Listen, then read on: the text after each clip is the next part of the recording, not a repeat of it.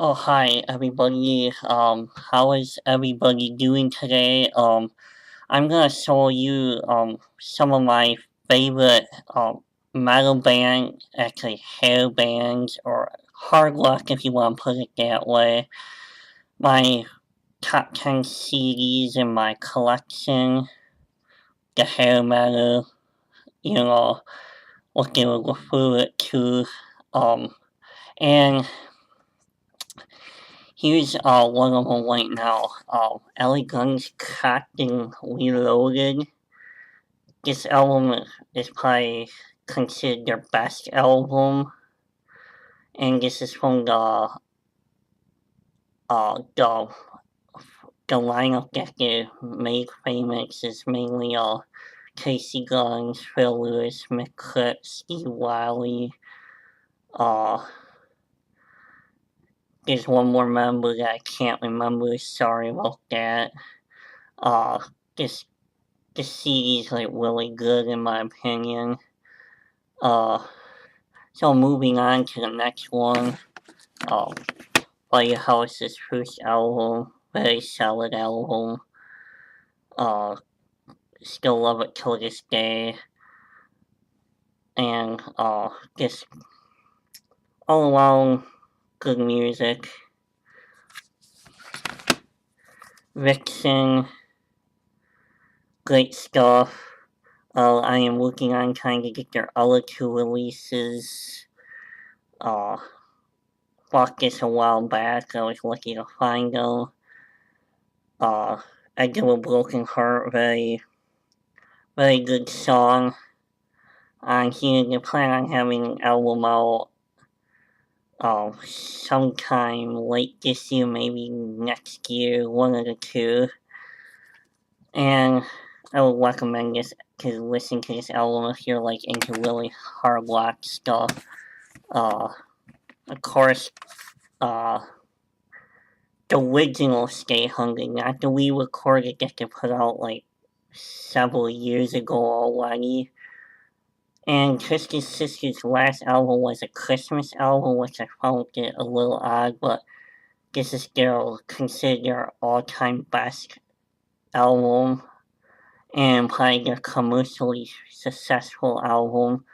It's just uh, a very good, solid album. And not to jump to another commercially successful album is, of course, Motley Crue, Dr. Feelgood. In my opinion, now after listening to it so many times when I was a teenager, I still like it, but yet it kind of wears on me. I actually I love the Vince Neil stuff, but I actually think that the album should be, which album should be 1 and 2 would be probably this one and the self-titled album without Vince Neil. People may not agree with me with it, but I'm fine with it. Of course, the Golden Era is considered the first 5 albums of Motley Crue, and I'll just leave it at that. Just a good, solid release and commercially successful for them. Of course, since I posted a Slaughter song last week, why not stick it to you? After I got into music, this was like my first album, along with not my first album that I ever picked up, but one of the first hard rock bands I did pick up was Slaughter. Um, that got introduced to them. Still a great band today. They're still touring. There's talk of a studio album, but I'm guessing that probably won't happen until I'm hoping 2019. I'm not holding my breath because their last album was almost 20 years ago, Back to the Reality. But this one is overall like my favorite album of theirs by far. This and Mark Slaughter did come out with 2 solo albums. Um, recently too, so it's good that he's making new music. I just wish the band would. So we'll leave it at that. Of course, Skid Row, their first release, their first album and second album, I think, are by far their strongest one. I really like this one because there's a lot of good elements and to it, and I don't want to go into what's going on too much in the band now. There's an attempted reunion with Sebastian Bach and It Felt Who, and they're actually on their fifth vocalist. The guy used to front Greg and Lord is now fronting them, and they're finishing up the United Rebellion trilogy, but I highly recommend this album overall. The newer stuff, this is when they're in their prime. To me, Slave to the Lines, number 2, this one's number 1. Their best 2. Just my opinion, but this is a really great album. If you're just getting into hard rock, I would go start with this one first. Anyway, moving on. Of course, the album that ended up being a fresh air to the hard rock community in the 80s was 1987's Appetite to Destruction. And this album is a very solid album in general. And back in when Afterwards actually wanted to have this album recorded for some reason, but I don't want to go into that. This is it. The reunion happened. We'll wait and see if we're gonna see actual AC/DC or new music from Guns N' Roses with the current lineup. It's somewhat of a reunion, but it's a hybrid lineup because they do not have Izzy in or the original drummer from Steven Adler in it, so it's more of a hybrid lineup, not the actual reunion, just my opinion. So I'm moving on from that. Just a great album in general. White Lion Pride.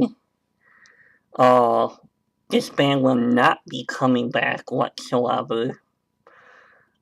He attempted it back with White Lion Returning to Pride. It was pretty much